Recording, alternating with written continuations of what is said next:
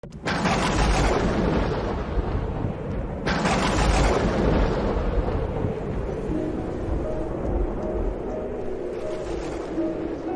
Seigneur soit avec vous et avec votre esprit. Évangile de Jésus-Christ selon saint Matthieu. Gloire à toi, Seigneur. En ce temps-là, Jésus disait à la foule ces paraboles. Le royaume des cieux est comparable à un trésor caché dans un champ.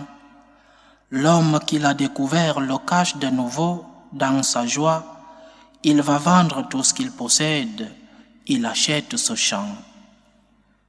Ou encore, le royaume des cieux est comparable à un négociant qui recherche des perles fines. Ayant trouvé une perle de grande valeur, il va vendre tout ce qu'il possède et il achète la perle. Acclamons la parole de Dieu. Louange à toi, Seigneur Jésus. Le royaume de Dieu, le royaume des cieux. Et ce royaume, c'est un trésor. Être des citoyens du royaume des cieux, être des citoyens de la cité divine, c'est un trésor. Et c'est un trésor qui, quand nous l'avons déjà, nous devons le conserver. C'est un trésor qui, quand nous l'avons, nous devons en être très jaloux et nous devons vivre avec ce trésor comme la chose la plus importante de notre vie. Le trésor, c'est d'être en communion avec Dieu. Le trésor, c'est d'être intimement lié à Dieu. Le trésor, c'est d'être de véritables fils de notre Seigneur. Et ce trésor se trouve en Jésus-Christ lui-même. Si nous sommes liés à Jésus-Christ, si nous sommes fidèles à Jésus, si nous sommes fidèles à son enseignement, alors nous avons trouvé le trésor. Et ce trésor, nous le vivons ici et au ciel. Le royaume des cieux commence ici sur la terre. C'est quand nous trouvons le trésor, c'est quand nous trouvons ce que nous cherchons tant, c'est-à-dire être dans une relation d'intimité avec Dieu. Et nous le trouvons ici sur la terre d'abord. Tout commence ici. Le royaume des cieux commence sur la terre. Et nous devons préparer l'après-terre. Nous devons préparer l'autre partie du royaume des cieux est la partie la plus importante. Le paradis avec Dieu. Voir notre Seigneur face à face. Rencontrer notre Mère, la très sainte Vierge Marie. Rencontrer les saints. Rencontrer nos proches qui nous ont précédés. C'est le royaume des cieux. Et je répète, c'est un trésor. C'est un trésor qui est lié à notre unité avec le Seigneur. Mais l'Évangile dit quelque chose. Les deux paraboles, les deux comparaisons du royaume que donne notre Seigneur, il y a toujours quelque chose qui revient. Il dit, dans la première parabole, dans sa joie, il va vendre tout ce qu'il possède et il achète ce champ. Deuxième parabole, ayant trouvé une perle de grande valeur, il va vendre tout ce qu'il possède et il achète la perle. Il y a un prix à payer pour avoir ce trésor. Dans les deux cas, le Seigneur parle de vendre. Il y a un prix à payer. Quand nous les religieux, nous faisons les vœux de pauvreté, la question c'est, est-ce que tu as tout abandonné pour n'être qu'avec le Seigneur?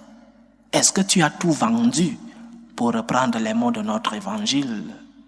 Nous devons payer un prix pour être avec le Seigneur. Nous devons payer un prix pour avoir la vie éternelle, pour entrer dans ce royaume des cieux, il y a un prix à payer. Et le prix à payer peut être triple.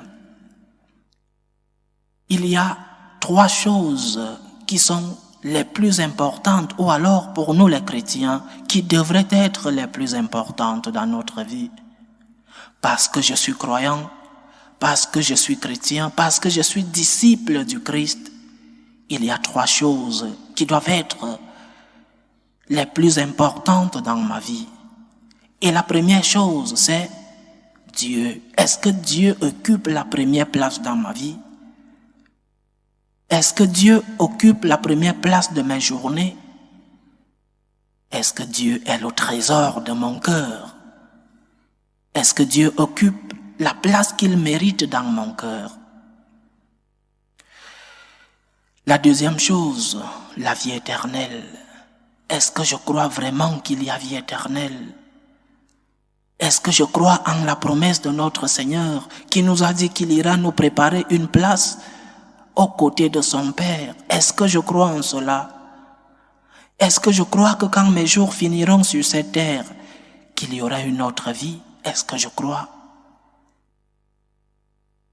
Ma famille, la troisième chose. Est-ce que ma famille est importante pour moi? Est-ce que je peux tout donner pour ma famille? Qu'est-ce que je fais pour l'unité, pour la paix dans ma famille? Et ces 3 choses qui sont les choses qui devraient être les plus importantes dans notre vie, il y a un prix à payer. Il y a un prix à payer pour que Dieu soit à la première place dans ma vie. Il y a un prix à payer pour mériter la vie éternelle. Il y a un prix à payer pour le don que j'ai reçu de la famille. Je dois payer un prix. Je dois payer un prix pour que Dieu soit à la première place dans ma vie. Et pose-toi la question, quelle est ta relation avec Dieu? Quel type de relation as-tu avec Dieu? Une relation d'intérêt où tu vas vers lui seulement pour demander, seulement pour toi. Et même quand tu demandes, tu ne demandes que des biens matériels. Quelle est la relation que tu as avec Dieu? Une relation de peur parce que j'ai peur de l'enfer? Quelle relation as-tu avec Dieu? L'idéal, c'est une relation d'amour, une relation de gratitude avec Dieu. Je vais vers Dieu parce que je lui dois tout ce que j'ai. Et je vais vers lui par reconnaissance, par gratitude pour ce que j'ai reçu de lui. Ça, c'est la relation la plus parfaite que nous puissions avoir avec Dieu. Pas une relation d'intérêt, d'égoïsme, pas une relation de peur. Le Dieu chrétien n'est pas un Dieu qui nous donne la peur, un Dieu qui gronde, un Dieu qui nous fait avoir peur. Le Dieu chrétien est un Dieu d'amour. Le Dieu chrétien est un Dieu de miséricorde. Alors n'allons pas vers lui parce que nous avons crainte de l'enfer. Allons vers lui par amour, allons vers lui par gratitude, parce que j'ai reçu tant d'amour de toi, Seigneur. Je veux essayer de te rembourser à la mesure de ma condition de créature. Je veux te rembourser l'amour que j'ai reçu de toi à la mesure de tout ce que tu m'as donné. Seigneur, aide-moi à venir vers toi pour te remercier. Il y a un prix à payer. Te sacrifies-tu pour être avec le Seigneur à l'Eucharistie? Maintenant, le temps du repos, le temps des vacances, prends-tu du temps pour aller rencontrer le Seigneur au temple? Prends-tu du temps pour la prière? Oui, Dieu est le premier dans ma vie. Dieu occupe la première place dans mon cœur. Mais le bout de tes orteils ne touche pas le temple pendant toute la semaine. Mais le bout de tes genoux ne touche pas le sol pour la prière. Mais de quel Dieu parles-tu? Si Dieu occupe la première place dans ta vie, tu devras payer le prix d'être avec Dieu, le sacrifice d'être avec Dieu, le sacrifice d'être en intimité avec Dieu. C'est d'aller à sa rencontre, Va à l'Eucharistie, va le rencontrer à la prière à la maison, dans les sacrements. Quelle est la dernière fois que tu t'es confessé? Te souviens-tu de la dernière fois que tu allais demander pardon à Dieu? Te souviens-tu de la dernière fois que humblement tu es allé te confesser? Mais Dieu occupe la première place de ta vie. Tu peux le crier par des paroles, mais tes actes montrent que ce n'est pas vrai. Si Dieu occupe la première place de ta vie, tu dois payer le prix.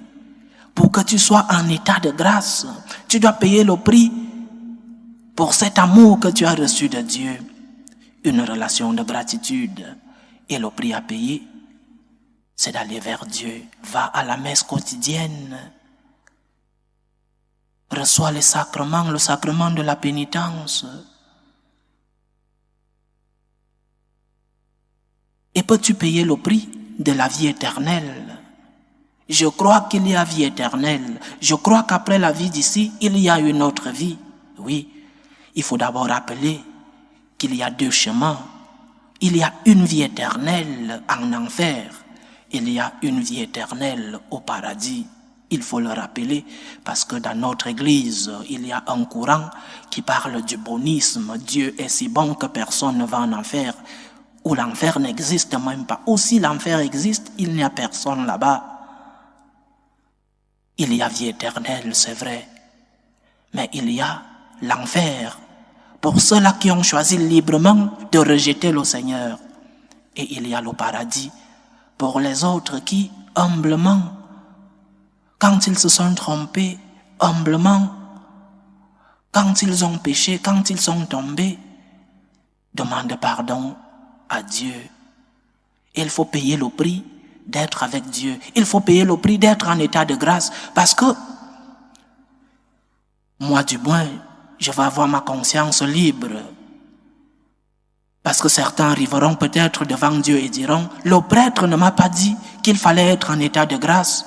Le prêtre m'a dit que tout le monde vient au paradis. Moi, par exemple, je vais avoir ma conscience tranquille et je dois dire ce qu'enseigne l'Église, ce que nous a enseigné notre Seigneur. Tu dois être en état de grâce parce que le Seigneur reçoit dans sa demeure ceux-là qui lui ont demandé humblement pardon, ceux-là qui sont entrés en communion avec lui, ceux-là qui sont en état de grâce. Paye le prix d'être en état de grâce. Quand tu es tombé, relève-toi, va demander pardon à Dieu. Le prix de ma famille. Peux-tu payer le prix? La famille est-elle la chose la plus importante de ta vie? Oui, je peux tout donner pour ma famille. Mais après, au moindre problème, au moindre souci dans ton foyer, tu demandes le divorce. Quel est le prix que tu payes? Après, à la moindre discussion avec ton frère, tu demandes déjà que ton frère s'en aille. Tu ne veux plus rien savoir de lui. Tu peux payer le prix de ta famille. Ta famille est la chose la plus importante de ta vie. Tes parents anciens, tu leur proposes l'euthanasie. Peux-tu payer le prix de ta famille? Ta famille est-elle l'une des choses les plus importantes dans ta vie? Tu dois payer le prix. Tu dois payer le prix de supporter les différences dans ta famille. Tu dois payer le prix du pardon. Tu dois payer le prix de supporter les personnes anciennes qui vivent dans ta famille. Parce que si nous épousons l'idéologie de la société d'aujourd'hui où tout est si fragile, où au moindre problème, on demande le divorce, ou au moindre problème, à la moindre douleur, il faut chercher le paracétamol, alors nous ne sommes pas en train de payer le prix. Paye le prix d'être avec Dieu. Paye le prix de la vie éternelle. Paye le prix de ta famille. Que le Seigneur nous aide, qu'il continue de nous protéger, qu'il nous aide à le mettre à la première place de nos vies, qu'il nous aide à payer le prix de sa présence. Loué soit Jésus-Christ. À jamais.